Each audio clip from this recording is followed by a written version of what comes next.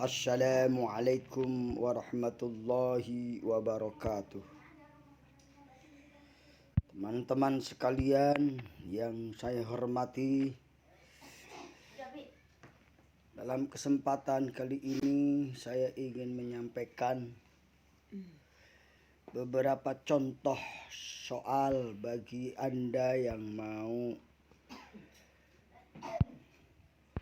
mengikuti ujian asesmen kompetensi guru.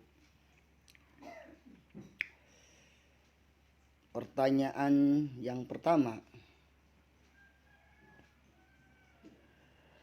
pernyataan berikut yang menjelaskan makna istilah kognitif adalah titik-titik.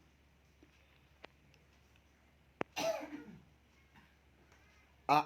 Kemampuan berkomunikasi. B. Kemampuan untuk memecahkan masalah.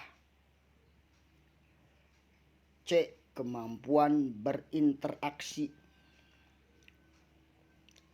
D. Kemampuan mengintegrasikan diri. Coba pahami soal tadi. Pernyataan yang menjelaskan makna istilah kognitif. Kognitif itu pengetahuan. Adalah poin keberapa? Poin A, poin B, poin C, dan poin D. Poin A, kemampuan berkomunikasi. Poin kedua yaitu kemampuan untuk memecahkan masalah. Poin ketiga, kemampuan berinteraksi. Dan poin keempat, kemampuan mengintegrasikan diri.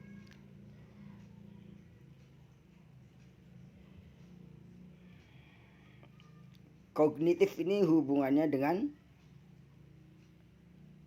pemikiran. Tentu jawaban yang betul adalah poin B, kemampuan untuk memecahkan masalah. Soal kedua, perkembangan kognitif merupakan salah satu aspek yang sangat penting dalam perkembangan peserta didik. Faktor utama yang mempengaruhi perkembangan kognitif anak adalah titik-titik. A. Inspirasi. B. Budaya. C. Inspirasi. D. Pengasuhan dan lingkungan. Perkembangan kognitif, perkembangan cara berpikir manusia itu dipengaruhi oleh apa? Perkembangan kognitif peserta didik, yaitu siswa-siswi kita, itu dipengaruhi oleh apa? A. Inspirasi. B. Budaya. C. Motivasi. D. Pengasuhan dan lingkungan. Jawaban yang betul adalah poin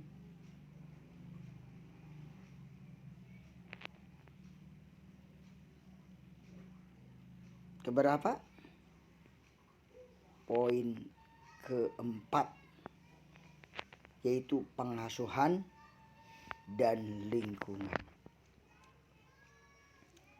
Soal ketiga, kemampuan berpikir untuk mengoperasikan kaidah-kaidah logika tapi masih terkait dengan objek-objek yang bersifat konkret merupakan ciri-ciri kemampuan anak dalam usia berapa?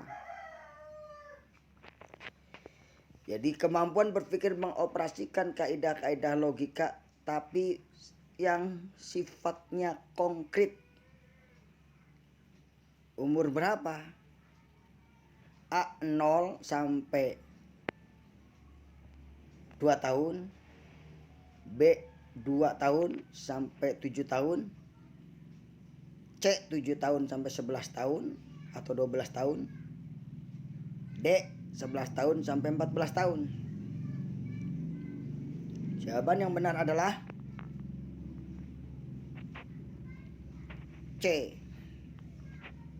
Pada saat anak masuk sekolah, yaitu dia sampai umur 12 tahun, mereka masih berpikir tentang objek-objek yang bersifat konkret, yaitu anak usia sekolah madrasah atau SD atau MI. Nah, ini. Soal yang keempat. Kemampuan peserta didik untuk membina hubungan, dan kemampuan memotivasi diri termasuk kecerdasan apa? A. Kecerdasan kognitif, B. Kecerdasan sosial, C. Kecerdasan emosional, D. Kecerdasan moral. Jadi seorang siswa mampu membina hubungan dan mampu memotivasi diri untuk menjaga hubungan tersebut, itu adalah kemampuan apa? Yang betul adalah kemampuan emosional. Soal kelima. Seorang peserta didik selalu ingin mendominasi dalam suatu kelompok belajar.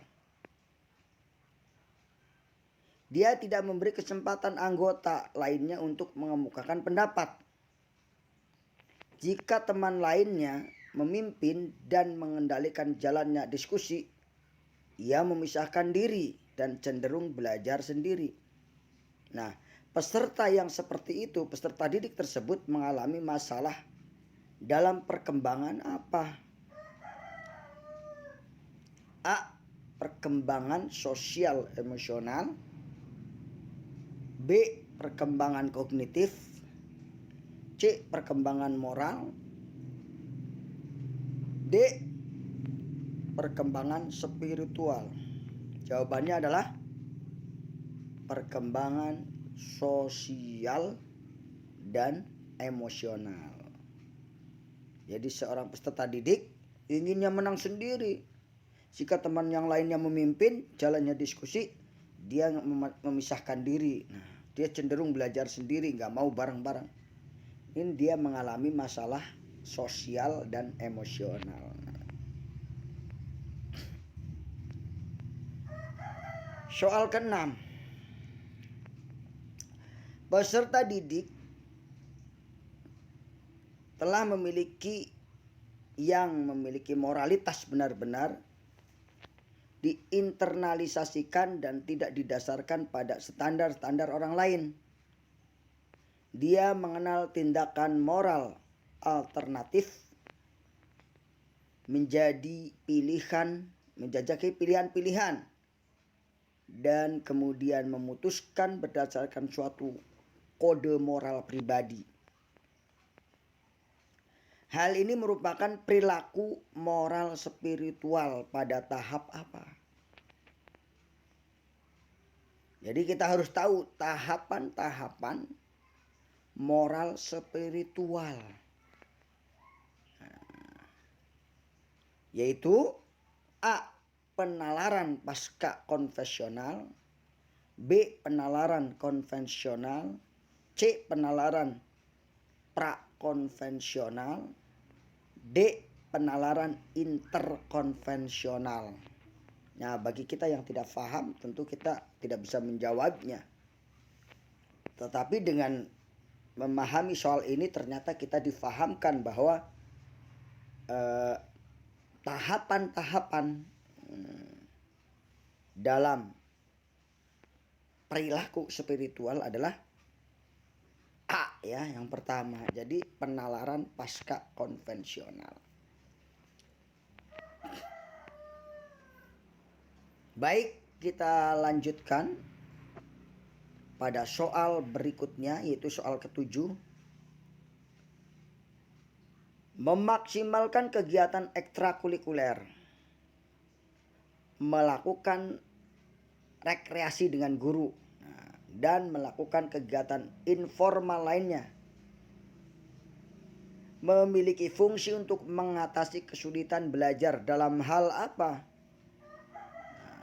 A. Dalam mengemukakan gagasan. B. Dalam mengaktualisasikan diri. C. Dalam penciptaan hubungan yang baik. D. Memformulasikan tindakan.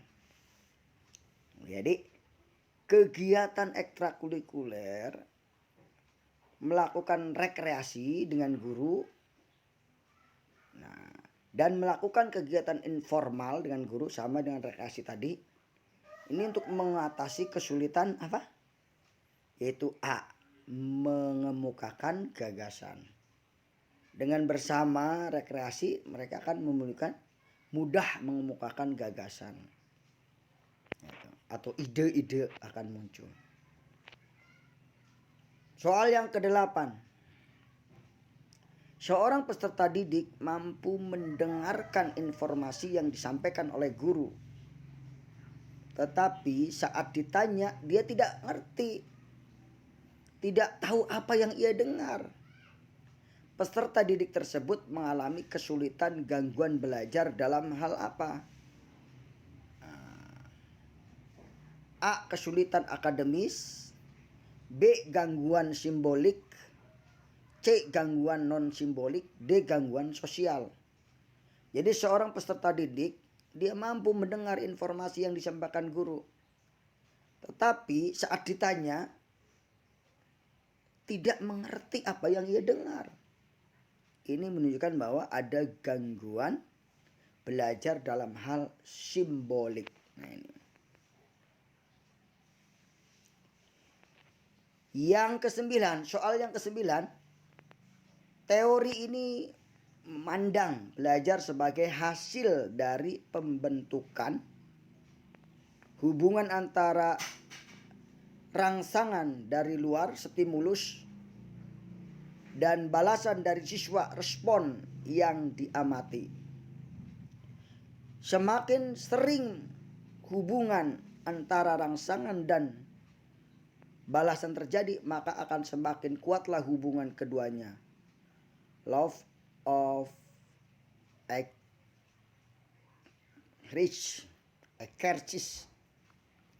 Teori belajar yang dimaksud adalah A. Teori behaviorisme. B. Teori humanistik. C. Teori sibernetik. D. Teori konstruktivisme. Nah, teori belajar yang memandang bahwa sebuah hasil belajar itu dibentuk dengan adanya stimulus dan adanya respon. Nah, semakin banyak stimulus, makin ada responnya. Nah, teori ini teori apa namanya? Nah, jawabannya adalah teori behaviorisme, yaitu teori tentang perilaku ya. Nah, ini yang dipengaruhi oleh adanya stimulus. Ya, soal yang terakhir atau soal yang ke-10, kita 10 soal dulu ya. Pada masa kini, siswa dituntut untuk dapat belajar setiap saat dan bisa terjadi dimanapun. Hal ini terjadi karena kemajuan teknologi yang memungkinkan belajar jarak jauh dalam jaringan atau online. Pernyataan di atas sejalan dengan teori belajar apa? Jadi teori ini mengatakan bahwa siswa bisa belajar dimanapun berada dengan melalui online maupun jaringan. Ini adalah teori belajar apa? A. Sibernetik. B. Konstruktivisme. C. Behaviorisme. D. Kognitivisme. Nah, yang jawabnya yang betul adalah teori sibernetik. Nah, yaitu teori yang mengatakan bahwa belajar di manapun bisa melalui bantuan teknologi. Nah, sampai di sini contoh daripada soal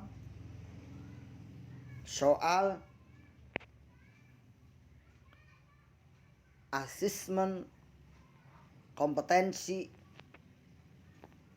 guru atau AKG, dan insyaallah di lain berikutnya kita akan lanjutkan bagian kedua, yaitu nomor 11 sampai 20 atau sampai terusnya. Oke, demikian yang dapat disampaikan. Terima kasih Anda sudah menontonnya. Semoga bermanfaat bagi Anda. Billahi taufiq wal hidayah. Wassalamualaikum warahmatullahi wabarakatuh.